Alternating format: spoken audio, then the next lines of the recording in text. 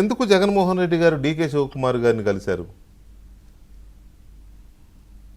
Sir DK Shivakumar గారిని కలిశారు అనేది అదంటే జస్ట్ ఒక ఇదే తప్ప నాకు తెలిసిన ఇన్ఫర్మేషన్ జగన్మోహన్ రెడ్డి గారు డీకే గారిని కలవలేదు. సరే ఇక్కడ మనకు ఆధారాలు లేవు, మనం ఏదైనా సరే సినిమా స్టోరీ రాయొచ్చు, చెప్పొచ్చు, స్క్రిప్ట్ చెప్పొచ్చు, కానీ 100% డీకే గారిని కలవలేదు. నేను మళ్ళీ క్రాస్ చెక్ కూడా చేసుకున్నాను. నిన్న మొన్న బెంగళూరులోనే ఉన్నాను. సో డీకే గారిని కలిశారు అనేది మాత్రం జస్ట్ ఏ స్టోరీ. 100% డీకే గారిని కలవలేదు క్లియర్ గా. తర్వాతలోకి వెళ్లే ముందు డీకే శివకుమార్ గారిని జగన్మోహన్ రెడ్డి కలవలేదు అనే సమాధానం మీ నుంచి వస్తుందని నేను ఊహించా. మీరు అదే చెప్తారని కూడా ఊహించా. ఎందుకంటే అది రెండు రకాలుగా కూడా మీరు ఆ సమాధానం చెప్పడానికి అవకాశం ఉంది. ఏంటి అంటే, ఒకటి కలిసినట్టు ఆధారాలు లేవు కాబట్టి మీరు ఆ సమాధానం చెప్తారు. రెండోది, ఒకవేళ కలిసినట్టు తెలిసినా కూడా అది లేనిపోని రాంగ్ సిగ్నల్స్ పోతాయి జనంలోకి అనే ఉద్దేశంతో కూడా కలవలేదని చెప్తారు. ఈ రెండు రకాలుగా కలవలేదని చెప్తారు. నేను నిన్న మొన్న బెంగళూరులోనే ఉన్నాను. నేను క్లియర్ గా మీరు ఎందుకు వెళ్ళారు బెంగళూరు? జగన్మోహన్ రెడ్డి గారు బెంగళూరు వెళ్తే ఆయన ఎక్కించుకెళ్ళారు ఫ్లైట్ లో. ఏంటి సార్ అట్లా కదా, I have got my own work. నేను అసలు నా పర్సనల్ పని మీద నేను వెళ్ళాను. అట్ ది సేమ్ టైం ఈ న్యూస్ వచ్చినప్పుడు అక్కడున్న పార్టీ సోర్సెస్ లో నేను తెలుసుకున్నప్పుడు 100% డీకే గారిని జగన్మోహన్ రెడ్డి గారు కలవలేదు. ఇంకొకటి కూడా ఏం చెప్తానంటే, ఈ రోజున్న పరిస్థితుల్లో దేశవ్యాప్తంగా ఎక్కడ కేసులున్నా, ఎవరు ఇబ్బందులు పడుతున్నా, ఈడీ, సిబిఐ ఏ కేసు అన్నా కానీ వారు మొత్తం బీజేపీలో ఉన్నారు తప్ప ధైర్యంగా కాంగ్రెస్ లో వచ్చి పోరాడుతున్న వాళ్ళు అతి కొద్ది మంది మాత్రమే ఉన్నారు. అది మీకు డీకే శివకుమార్ లాంటి అతి కొద్ది. 10 ఏళ్లుగా ట్రాక్ రికార్డ్ తీసుకున్నా కూడా ఈ 10 ఏళ్లుగా జగన్మోహన్ రెడ్డి గారు ట్రావెల్ చేసింది ఆశాంతం పూర్తిగా భారతీయ జనతా పార్టీతోనే ట్రావెల్ చేశారు. ఇప్పుడు ఇందాక మీరు అంటా ఉన్నారు ఇంట్లో ఒప్పుకోకపోయినా వాస్తవాలు కంటి ముందు కనపడుతున్నాయి కదా. సిఏఎన్ఆర్సీ బిల్ తో సహా అక్కడ ఓటేసి వచ్చి ఇక్కడికి వచ్చిన తర్వాత తూచి మాకు తెలియదు అని చెప్పారు.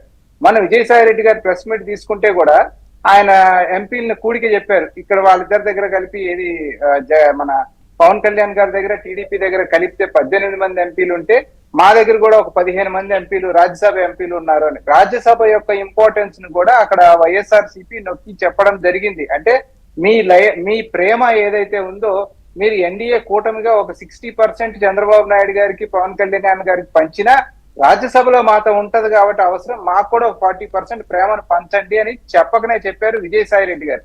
సో భారతీయ జనతా పార్టీ అయితే ఇక్కడ ఒక మాట రామకృష్ణ గారు, డెఫినెట్గా మీరు అన్నదాంతో నేను ఏకీభవిస్తాను. ఈ కేసులు ఎదుర్కొనే వాళ్ళు, కేసులు ఉన్నవాళ్ళు, లేదా కేసులు వస్తాయని భయపడేవాళ్ళు ఎక్కువ మంది బీజేపీ వైపే వెళ్తున్నారు. బీజేపీతో డైరెక్ట్గానో ఇండైరెక్ట్గానో బీజేపీతోనే రిలేషన్స్ మెయింటైన్ చేస్తున్నారు. That is fact. ఎవరు అవునన్నా కాదన్నా ఇదే నిజం, ఒప్పుకుంటాను నేను. కానీ జగన్మోహన్ రెడ్డి గారు మీరేమో డీకే శివకుమార్ని కలవలేదు, మాకు అవసరం లేదు, ఆయన మా దగ్గరికి ఎందుకు వస్తాడు అనేంతవరకు లాజిక్ కరెక్ట్. కానీ ఆయన మీ దగ్గరికి రావడానికి కారణాలు వేరే ఉన్నాయనేది ఇప్పటివరకు శ్రీనివాసరావు గారు చెప్పిన విశ్లేషణ ఒకటి. రెండోది, మీరు డీకే శివకుమార్ని కలవలేదని మీరు చెప్తున్నారు. కలిసినట్టు టైము, సమయము, డేటు అన్నిటితో శ్రీనివాసరావు గారు చెప్తున్నారు. కలిసి ఏం మాట్లాడారు, ఏ ప్రపోజల్స్ అక్కడ పెట్టారు, ఎందుకు కలిశారు అనేది కూడా గంట సేపు చెప్పారు శ్రీనివాసరావు, టీడీపీ శాసనసభ్యులు. అంటే ఆయనకి ఎక్కడిది సమాచారం? ఆ కుర్చీ దగ్గర ఉన్నాడా, గోడ సాటు ఉన్నారా అని మీరు అడిగితే నేనేం చెప్పలేను, ఆయనే చెప్పాలి. శ్రీనివాసరావు గారు గంట వారు చెప్పింది విన్నాను. శాసనసభ్యులుగా ఎన్నికైనందుకు వారికి శుభాకాంక్షలు కూడా తెలియజేస్తూ, శ్రీనివాసరావు గారు ఒక మంచి సినిమా స్టోరీ రాసుకొచ్చారు. అది డెఫినెట్ గా ఆ సినిమా స్టోరీ పండించే ఒక కార్యక్రమాన్ని ఆయన చేశారు తప్ప నేను స్వయంగా తెలుసుకున్నాను. యాజ్ ఏ పార్టీ మ్యాన్ గా నాకు ఇన్ఫర్మేషన్ వచ్చినప్పుడు నేను అక్కడ ఏం జరిగింది, నిజంగా వచ్చారా అనేది తెలుసుకోవడం జరిగింది. 40% ఓటు పర్సెంట్ ఏదైతే జగన్మోహన్ రెడ్డి గారి దగ్గర ఇంకా మిగిలి ఉందో అది Congress vote bank. Congress vote bank ఏమైనా కాంగ్రెస్ కి తిరిగి వచ్చే అవకాశం ఉందా? ఎందుకంటే మా యొక్క శక్తియుక్తులు పెరగాలి, మేము ఎదగాలి. సో అటువంటి తరుణంలో మా ఓటు బ్యాంక్ ఏమైనా మాకు తిరిగి వచ్చే పరిస్థితి ఉందా, ఏం చర్చలు జరుగుతున్నాయి, ఎందుకు జరుగుతున్నాయని విశ్లేషించుకున్నప్పుడు 100% కలవలేదు అనే ఇన్ఫర్మేషన్ నాకు వచ్చింది అని స్పష్టంగా చెప్తా ఉన్నాను. ఇంకొకటి 2 days నేను అక్కడ ఉన్నానని కూడా చెప్తున్నా. అటువంటి తరుణంలో జరిగిన సీక్వెన్సెస్ తీసుకున్నా కూడా పూర్తి స్థాయిలో జగన్మోహన్ రెడ్డి గారు భారతీయ జనతా పార్టీకి మద్దతు ఇచ్చారు. నో ఇంకొక విషయం కూడా నో ఏంటంటే, జరిగిన సీక్వెన్సెస్ జరిగిన పరిణామాలు తీసుకుంటే అనే మీ మాట ఆధారంగా ఇంకో విషయం, ఒక్క మాట మీరే చెప్పండి మిమ్మల్ని అడుగుతున్నా.